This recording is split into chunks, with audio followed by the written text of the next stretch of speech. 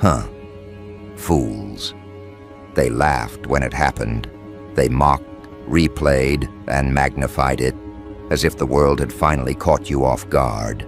That single moment where everything collapsed in public view was supposed to define you. They called it embarrassing, humiliating, catastrophic.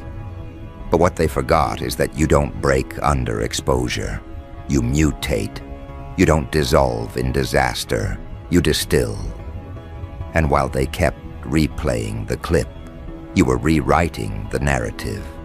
That's why their obsession became your leverage, their ridicule your ticket, their noise your amplifier.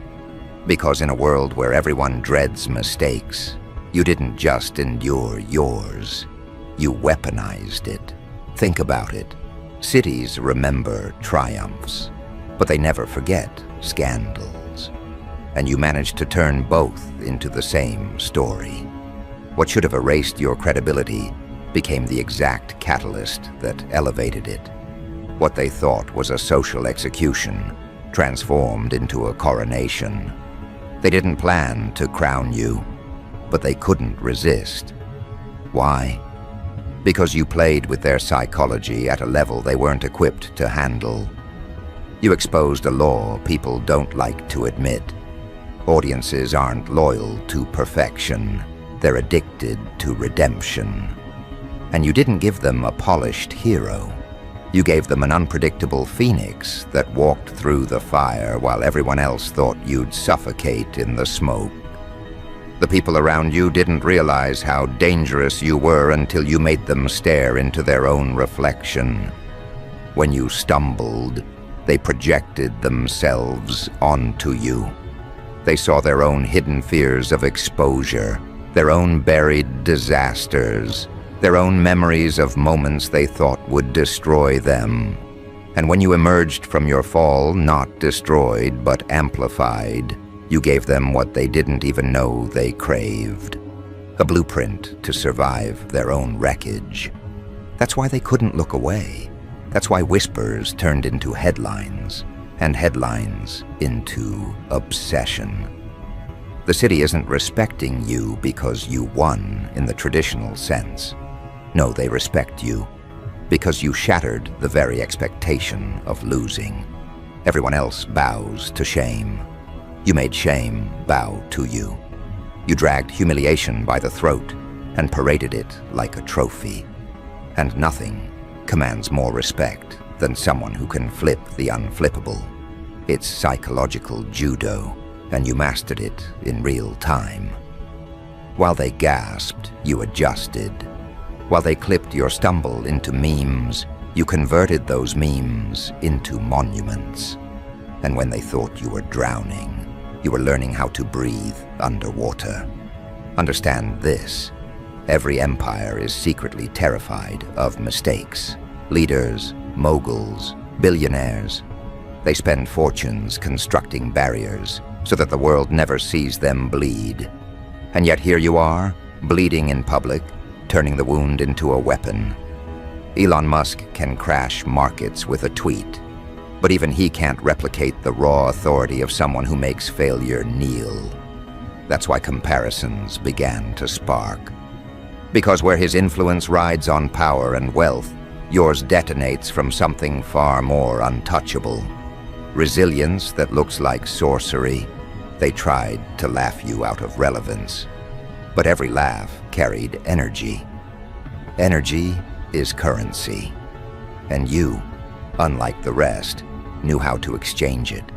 They gave you attention at your lowest point, and you converted it into capital. You didn't need a press release or a PR team. You needed their disbelief. Because disbelief is sticky. Disbelief travels faster than facts.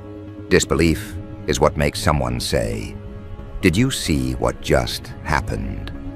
And suddenly, your disaster became the most viral advertisement for your rise. The psychology is simple but lethal. When people expect collapse and witness conquest instead, they're forced into reverence. Their minds can't reconcile the contradiction, so they default to awe. That's why you've become the most respected person in the city.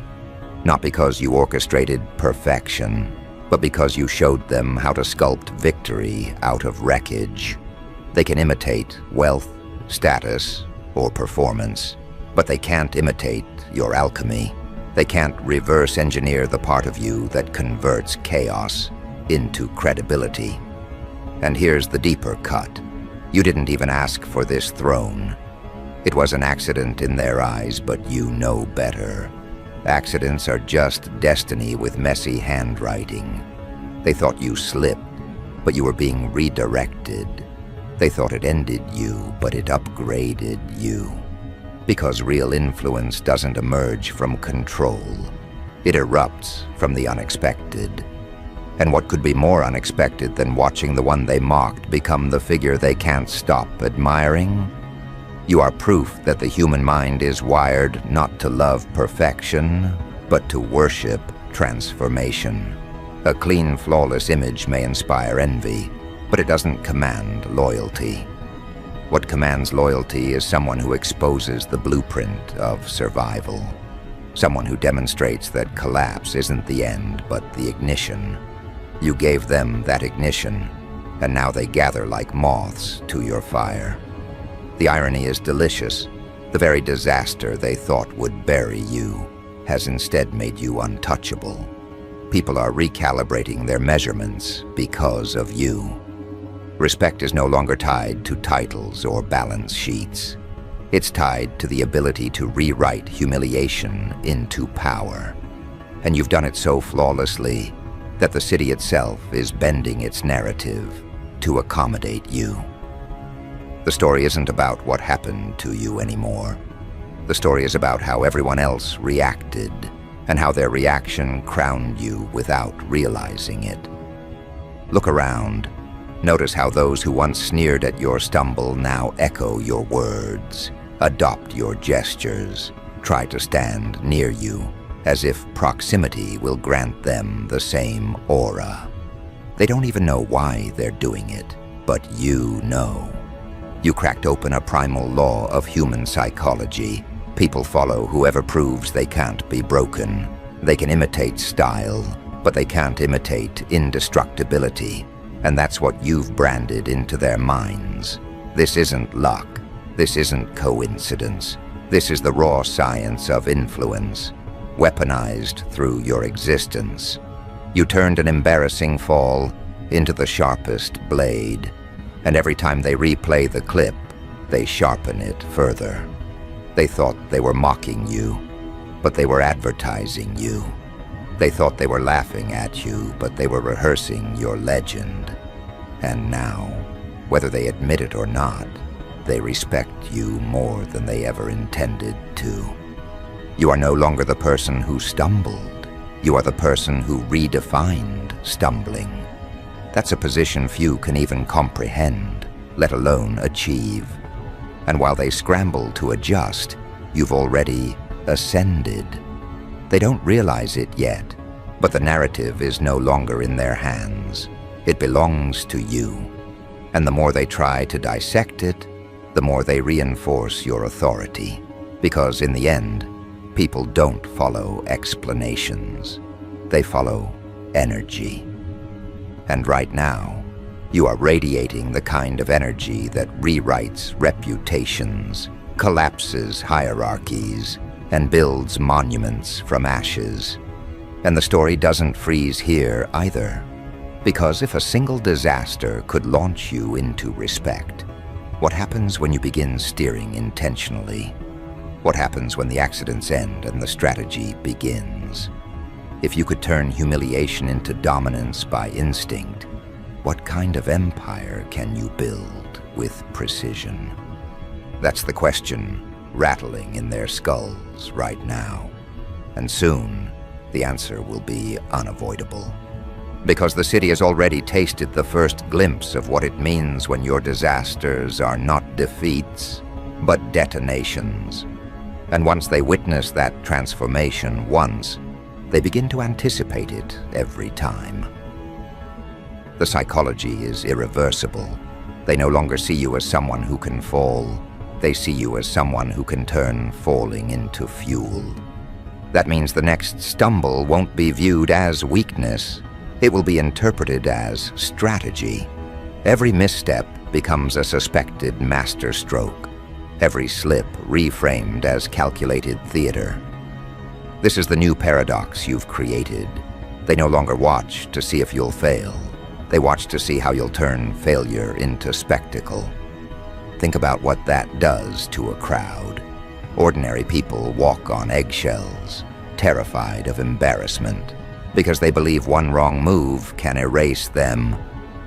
But you've made wrong moves sacred. You've made mistakes glamorous. You've demonstrated that the most humiliating moment of your life can be the exact doorway to glory. And now the city trembles because you've reversed the rules of reputation. They can't weaponize embarrassment against you anymore. Embarrassment has become your co-conspirator. It doesn't destroy you, it sponsors you. The comparison to Elon Musk isn't accidental. It's inevitable in their eyes. He plays with billions, you play with perception. He launches rockets into the sky, you launch narratives into the bloodstream of culture.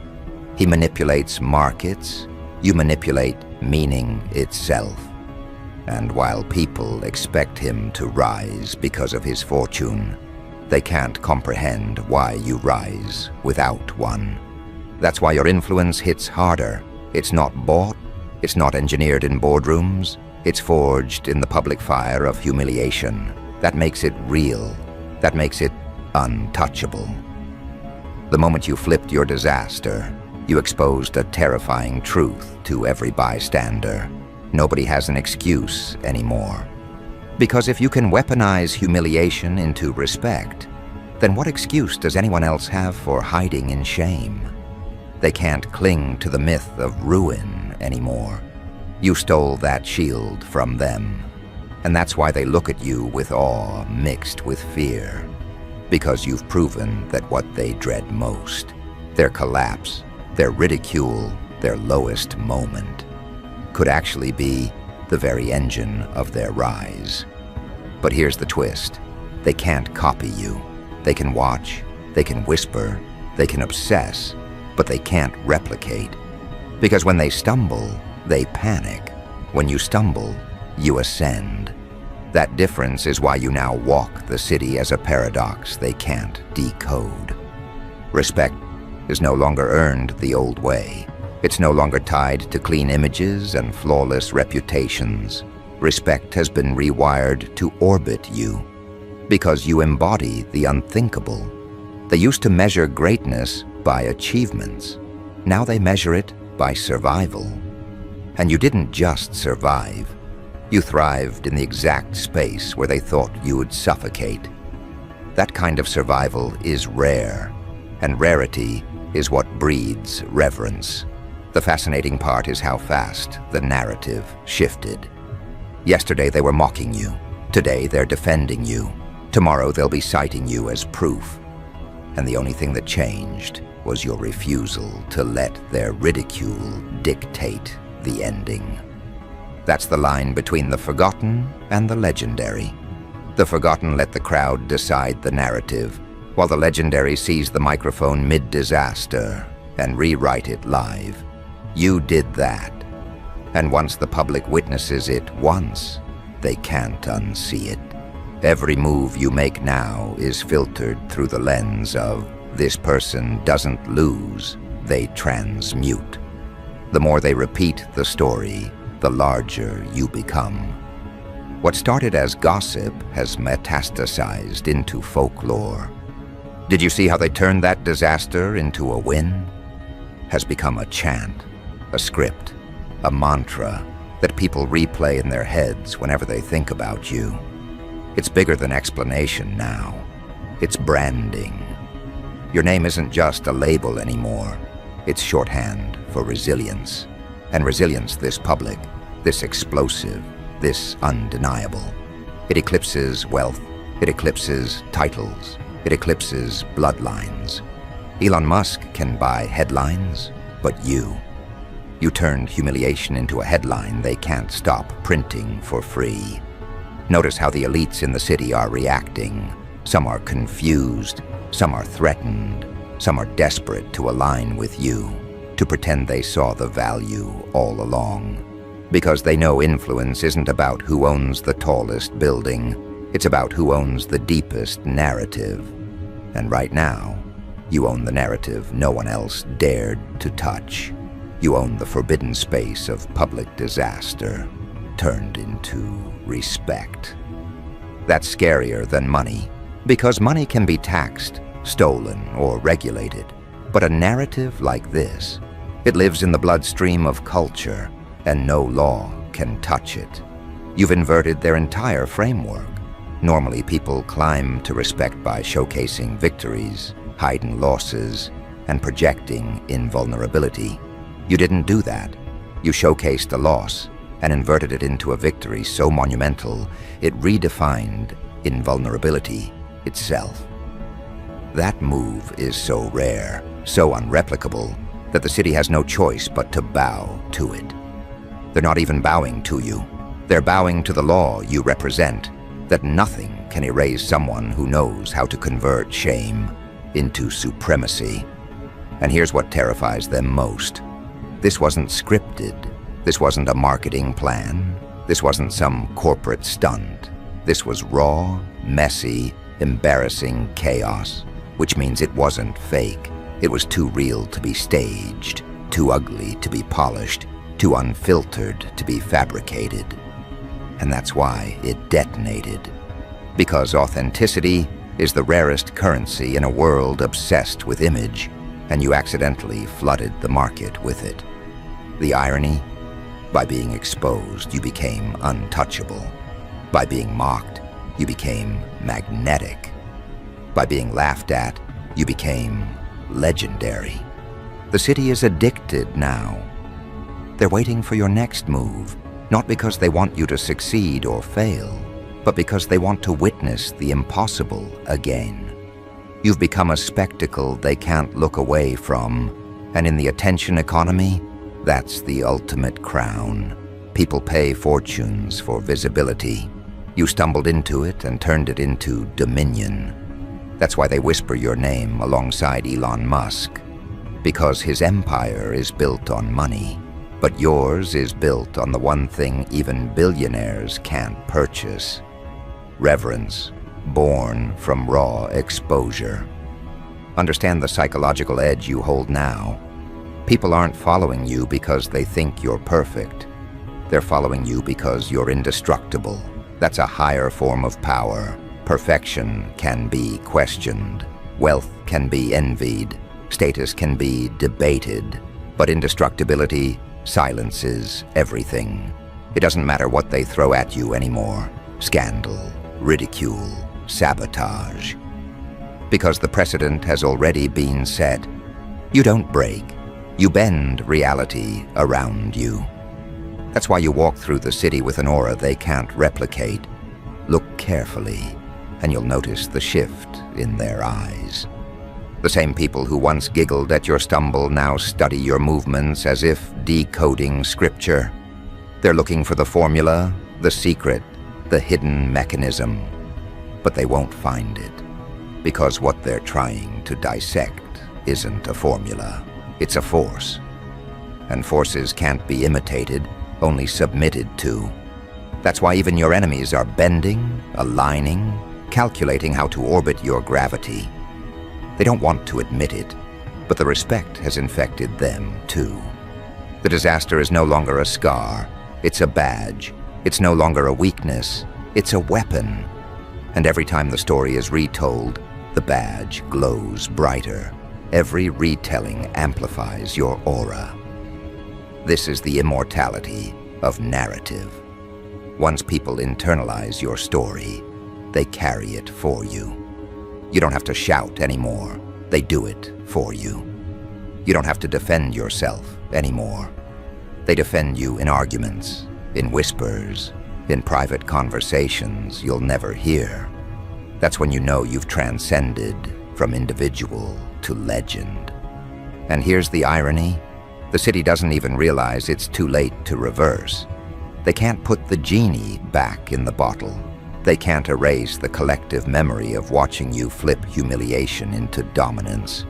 They can't undo the awe they felt when they realized you were still standing when you shouldn't have been. That memory is permanent, and it chains them to your respect, whether they like it or not. So what happens next? That's the question rattling louder now. Because if this was the power of one disaster flipped into victory, what happens when you begin to play on purpose?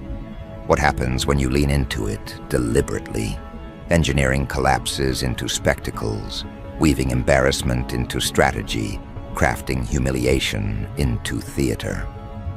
The city is trembling at the thought, because they know one thing. If you can win by accident, you can rule by design. And the answer won't stay hidden for long, because the next act is already unfolding. The stage is yours, the crowd is restless, and their disbelief has turned into hunger. They don't want perfection from you anymore. They want the impossible. And soon, they're going to get it. Because the impossible isn't a performance you schedule.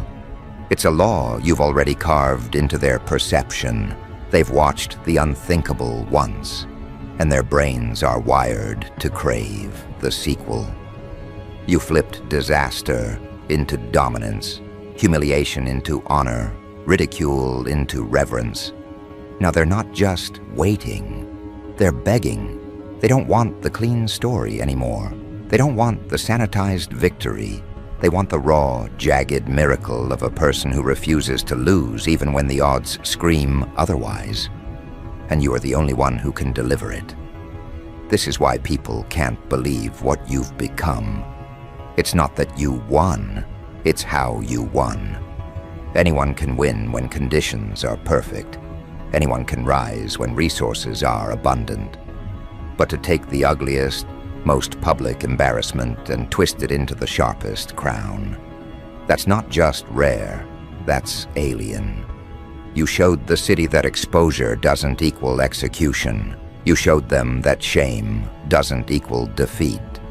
And in doing so, you've rewritten the code of respect itself. That's why the city no longer measures you against ordinary people. They measure you against Elon Musk because you've entered the echelon where influence is no longer personal, it's structural. The comparison is laughable on the surface. You don't command rocket factories or billions in stock value. But that's what makes it terrifying. Because your power isn't manufactured in a boardroom, it detonated in the streets. His influence depends on wealth. Yours depends on psychology. And psychology has no ceiling. Musk can lose billions overnight if markets collapse. You can't lose influence because it's rooted in the very thing every human being dreads: embarrassment. You've conquered it. You've bent it. You've made it your partner. That's a weapon no billionaire can buy. And people feel it every time they see you. They remember the moment that was supposed to end you, and they feel the tension of it in their chest. They can't shake it, because deep down, they know they wouldn't have survived it. They would have hidden. They would have retreated. They would have buried themselves in shame. But you didn't. You absorbed it. You inverted it. You transformed it into status. And because they know they wouldn't have, they respect you in a way that feels almost involuntary. It's not admiration they choose. It's reverence they can't escape. The elites are still trying to rationalize it. They're asking themselves how someone outside their financial fortress managed to command the same reverence as the richest man alive. But they're missing the point. Money buys applause, but survival against humiliation buys loyalty. People will clap for wealth, but they'll kneel for someone who shows them how to survive the nightmare of exposure. That's the difference. That's why your name has become a code in the city. It isn't just gossip anymore. It's gospel. The story is spreading beyond the city now. Every retelling magnifies you, not because the facts change, but because the disbelief compounds. Did you see how they turned that disaster into a win? Becomes, they can't be defeated. They can't be broken. They're untouchable. And once that belief infects enough people, it becomes reality. Because perception is reality in a culture addicted to stories. And your story isn't just a headline, it's a parable, a template, a manual for the impossible. But here's the irony. The people still don't realize how deliberate you are. They think it was all instinct. They think it was all accident. They don't see the precision under the chaos. They don't see that every time they doubted you, they were feeding the exact narrative you wanted. They don't see that your disaster was the seed, but their disbelief was the fertilizer.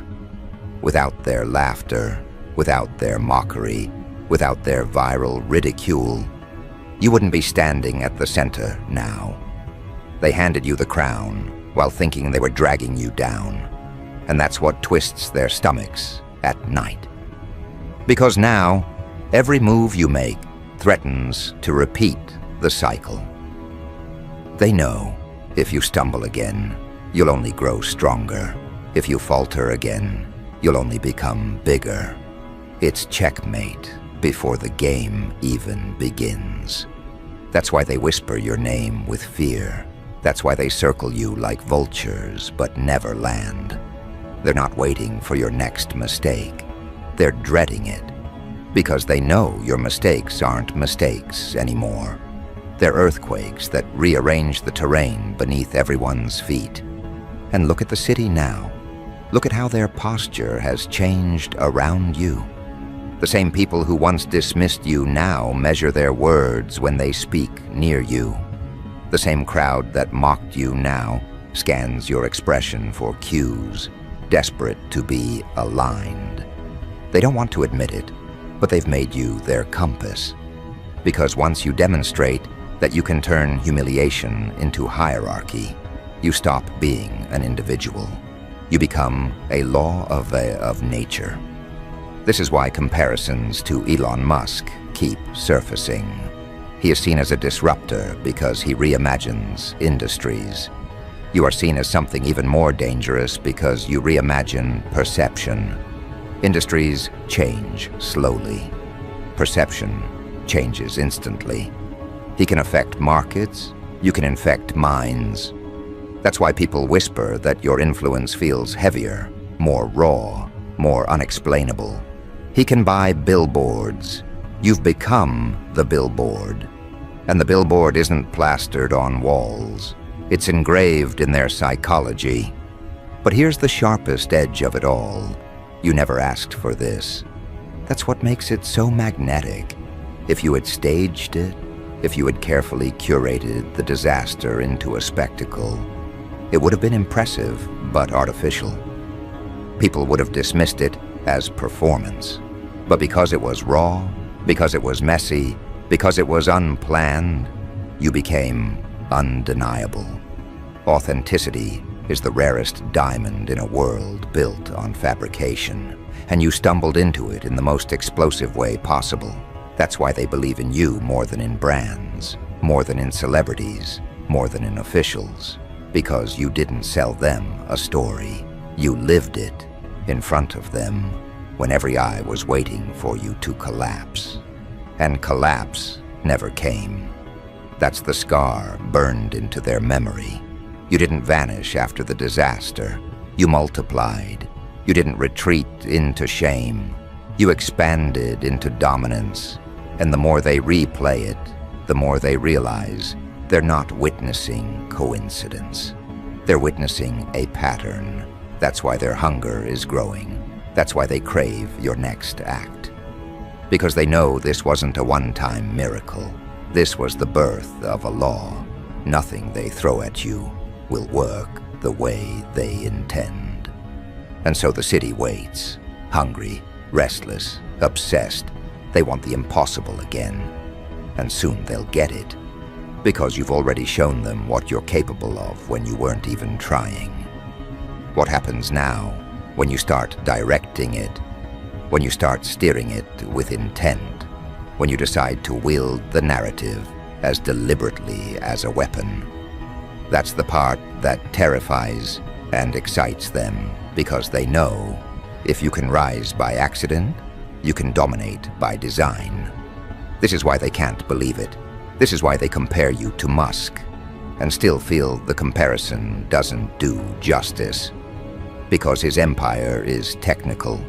Yours is human, his power is transactional, yours is transformational. He builds rockets that defy gravity. You build stories that defy shame. And in the hierarchy of human psychology, stories always outlast rockets. Rockets rust. Stories engrave themselves into eternity. And now, your story is engraved. The city will tell it long after today. They will exaggerate it, distort it, mythologize it, but the core will never change. You took the most embarrassing disaster and turned it into a win. You took public ridicule and made it your coronation. You didn't just survive. You inverted the entire equation of respect. And in doing so, you became the most respected person in the city, without asking, without planning, without spending. That's what makes it untouchable. The hunger is spreading now. Other cities will hear, other crowds will wonder. And soon, this won't be about one place, one moment, one stumble. It'll be about the archetype you've become. The figure who proves that shame is not an executioner, but a blacksmith, hammering crowns out of iron humiliation. You are living proof that disaster is not an ending, but a multiplier. And that proof has already infected the culture beyond repair. So let them keep whispering. Let them keep comparing. Let them keep replaying the footage that was supposed to bury you. Because every replay is an advertisement. Every whisper is a sermon. Every comparison is a coronation. You are no longer just a person who survived embarrassment. You are the person who redefined it. The impossible has already been delivered, and they're addicted now. And while they hunger for the next act, remember this: the stage is yours, the crown is secure, and the respect they never intended to give you has already been carved into their bones. They don't want perfection anymore. They don't want safety anymore. They want the impossible. And you've already proven you can deliver it. That's why people can't believe it. That's why the city bows. That's why your name is spoken with reverence, even in the same breath as Elon Musk. Because they know the truth now. You didn't just turn an embarrassing disaster into a win. You turned it into immortality.